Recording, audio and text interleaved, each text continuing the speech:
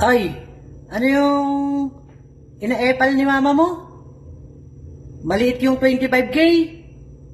Aba natural, maliit talaga yun pag sasali siya. Sabihin mo, hindi siya kasali, ikaw lang yung 25K, ikaw lang yung dun. Ito mama mo, ano rin eh, no? Mema rin, makisali rin. Bira, maliit yung 25K, natural, maliit. Maliit talaga yun. Pagkasali siya amo, sabihin mo sa kanya. Siya ba magbabudget ng pera? Siya?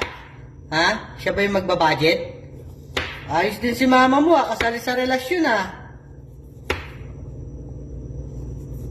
Sabihin mo sa mama mo, umanap siya ng sarili niyang 25K.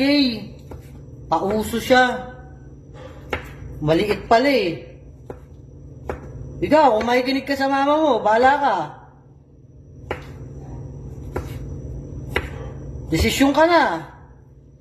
Magdesisyon ka na. Para sama ko na sa iba yung 25K, pasa ko na sa iba.